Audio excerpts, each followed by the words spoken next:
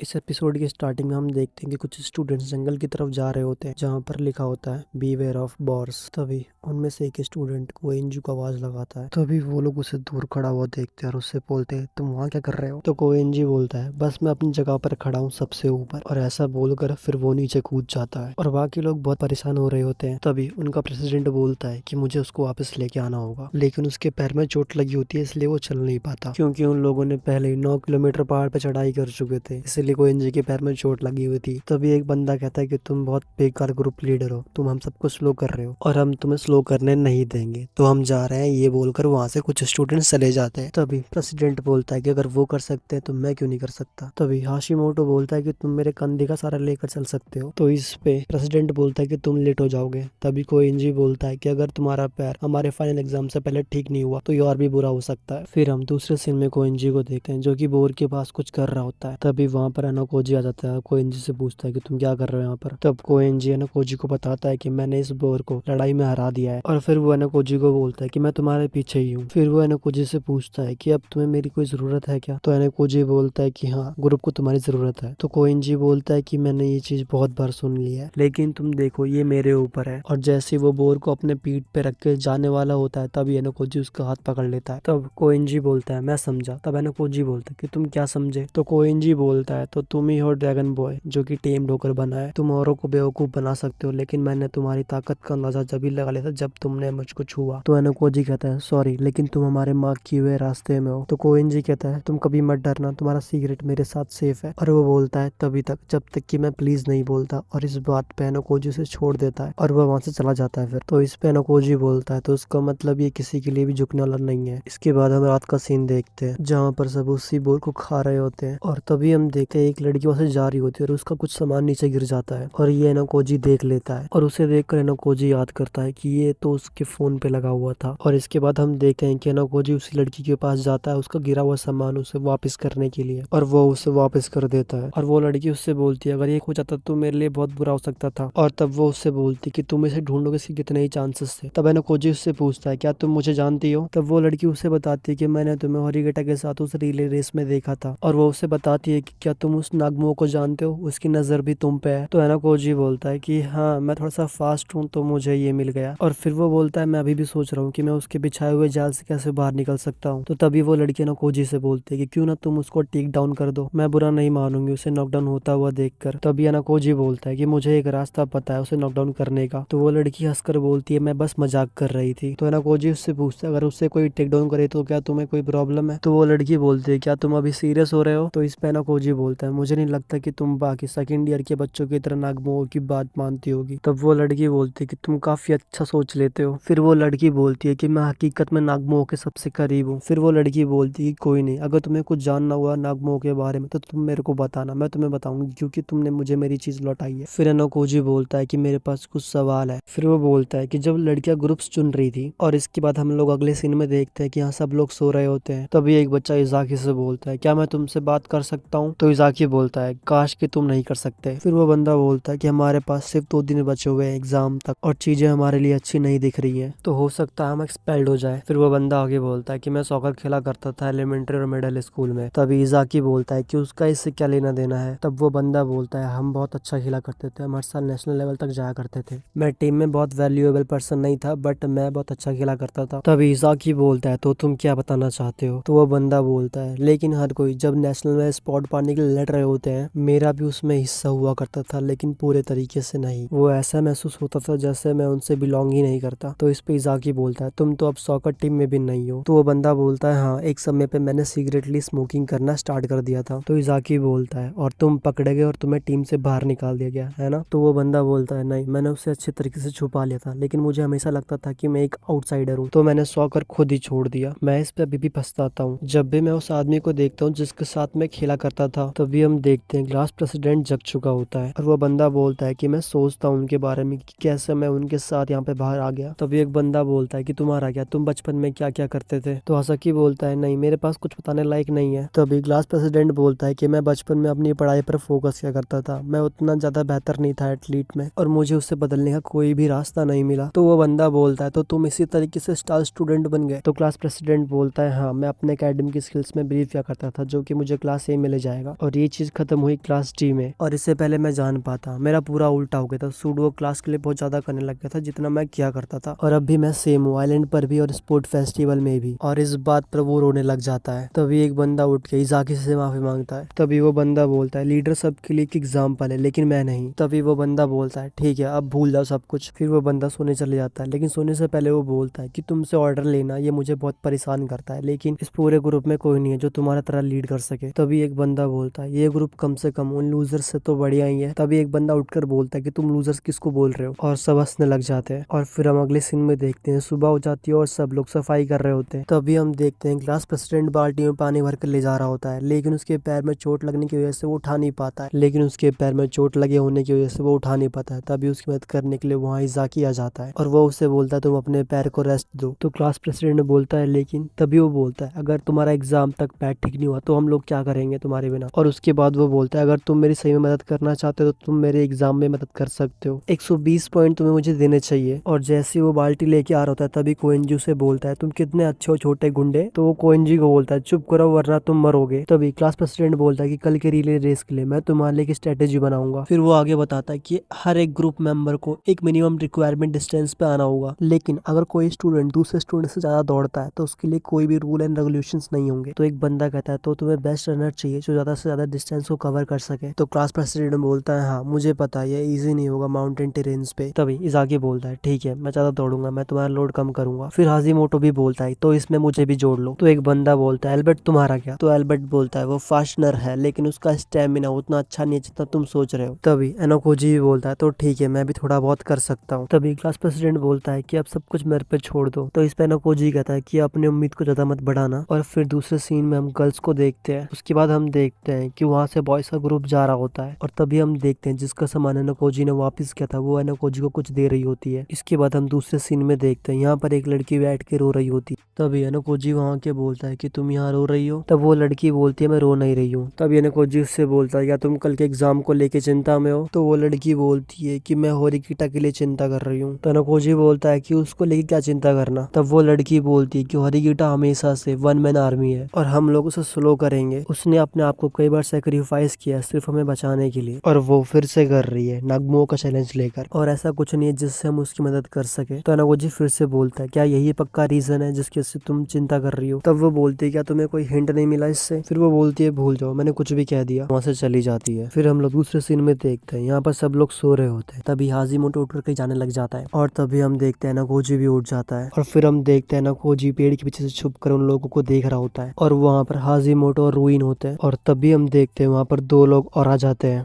लेकिन एनोकोजी उनकी बातों को सुन नहीं पाता है क्योंकि वो उनसे काफी दूर होता है। और अगले सीन में हम देखते हैं इनका मेडिटेशन चल रहा होता है और हमें फिर से बताया जाता है कि एग्जाम 4 पार्टों में डिवाइड होगा। पहला पार्ट मेडिटेशन का होगा, सेकंड पार्ट राइटिंग एग्जाम का होगा, थर्ड पार्ट स्पीच का होगा और फोर्थ पार्ट जो कि सबसे खतरनाक तो नहीं है लेकिन ये रीले का होगा, जहाँ पर एनोकोजी बताता है कि इस लास्ट पार्ट में गेम किसी के भी हाथों में आ सकता है। और यहाँ पर एग्जाम शुरू होता है। याकीमुरा के ग्रुप से फर्स्ट रनर सुमीडा होगा और दूसरा रनर मोरियामा होगा और थर्ड रनर टोसुका होगा और फोर्थ रनर हाजीमोटो होगा और फिफ्थ रनर एल्बर्ट होगा। तभी हम देखते हैं हाजीमोटो अपने गले में से उसको उतार कर वो एल्बर्ट को दे देता है और एल्बर्ट उसको लेके तेजी से नीचे की तरफ भागता है। और सिक्स्थ रनर इजाकी होता है और सेवंथ रनर याकीमुरा होता है। और याकीमुरा अभी भी अपने पैर के चोट को देख रहा होता है। तभी इजाकी उसे आवाज मारता है और वो बोलता है कि तुमने मुझे एक्स्ट्रा दौड़ाया है तो अब तुम्हारी बारी मुझे दिखाने की कि तुम में कितने गट्स है। और वो उसे याकीमुरा को दे देता है। और यहाँ पर एनोकोजी उसे देख रहा होता है। वो एनोकोजी के पास पहुंचने वाला होता है लेकिन उसकी सांसें फूल रही होती है बहुत तेजी से, लेकिन वो एनोकोजी को दे देता है। और फिर एनोकोजी बोलता है अब यहाँ से सब कुछ मेरे ऊपर है और वो बहुत तेजी से भागता है। और यहाँ पर हम कोएनजी को देखते हैं जो कि बहुत कॉन्फिडेंस में खड़ा होता है। और इसके बाद हम दूसरे सीन में देखते हैं कि सारे बच्चे यहाँ पर जमा हुए होते हैं और टीचर उन्हें 8 दिन पूरे होने की कांग्रेचुलेशन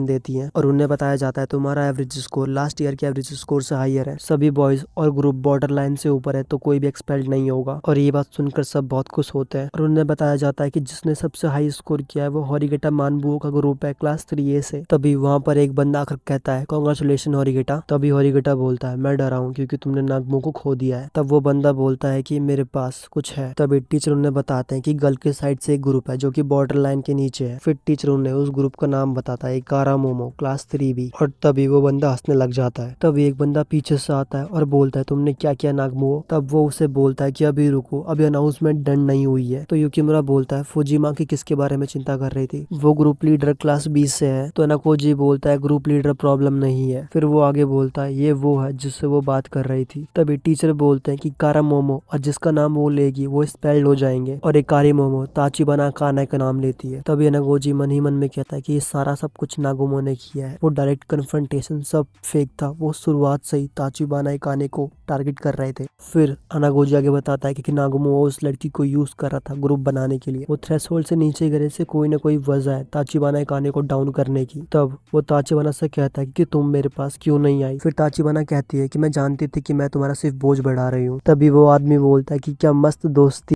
और या तो ये प्यार है। मुझे बताओ क्या तुम अपनी जिंदगी में कभी भी इतना फ्रस्ट्रेटेड हुए हो पहले। फिर वो उससे पूछता है कि तुम्हें किसने मजबूर किया ताचिबाना को निकालने के लिए। फिर वो बोलता है मैंने सोचा जो तुम्हारा फेस पे लुक है उसको देखकर। फिर वो उससे बोलता है कि तुमने नागमो के लिए बहुत ही अच्छा सौदा गवा दिया। हमारे प्रिंसिपल भले ही अलग है लेकिन मैंने तुम पे ट्रस्ट किया। तो वो इस बात पे बोलता है कि मैंने तुम्हारा ट्रस्ट खुद ही तोड़ दिया। और फिर वो बोलता है मैं जितने चाहूँ उतने लोगों को एक्सपेल करवा सकता हूँ। और इसी तरीके से स्कूल में चीजें चलती है। और वो आगे बोलता है नागमो ने अपनी जगह बचा ली लेकिन होरिगिटा मानबो को किसी प्यादे की जरूरत नहीं है ताचिबाना जैसे। तो इस पे वो बोलता है तुम्हें क्या लगता है कि ताचिबाना सही में एक्सपेल्ड हो जाएगी। तो वो सर से बोलता है सर मैं अपने पॉइंट का यूज करके कुछ खरीदना चाहूंगा। इस पर ताचिबाना होरिगिटा को रोकती है। तो वो आदमी बोलता है मैंने सोचा कि ये 50-50 चांस होगा लेकिन तुम तो सही में उसे बचाने के लिए तैयार हो। तब ताचिबाना कहती है ऐसा मत करो, मुझे फिर रिस्पॉन्सिबिलिटी लेनी पड़ेगी। तब वो आदमी बोलता है कि ये तुम्हें बहुत महंगा पड़ सकता है क्लास ए में जाने के लिए। तो इस पे वो बोलता है कि अगर हमें अपना रैंक गिराना भी पड़ेगा तो हम गिरा के उसको वापस पा लेंगे। तो इस पे वो बोलता है अगर ऐसा है तो तुम फिर कैसे खेलोगे। तो इस पे एनागोजी बोलता है तो केवल नागमो सेकंड हैंड के अंडर नहीं है। उसके बाद हम लोग दूसरे सीन में देखते हैं यहाँ पर एनागोजी एक लड़की से बात कर रहा होता है और वो लड़की कहती है कि ये लोग ऐसा कैसे कर सकते हैं। तो इस पे एनागोजी कहता है मुझे अभी भी डाउट है कि वो एक्सपेल्ड होगी। तो वो लड़की बोलती है क्या। तब एनागोजी उसको रीजन बताता है। तब एनागोजी उससे बताता है अगर तुम्हारे पास इनफ पॉइंट है तो ताचिबाना काने की तरह तुम उसको बचा सकते हो एक्सपेल्ड होने से, और मुझे लगता है कि नागमो उससे बचाएगा। तब वो लड़की बोलती है लेकिन नागमो अपने पॉइंट सिर्फ बर्बाद कर रहा है उस पे। तो फिर एनागोजी बोलता है कि नागमो के अंदर सारे सेकंड ईयर के स्टूडेंट आ चुके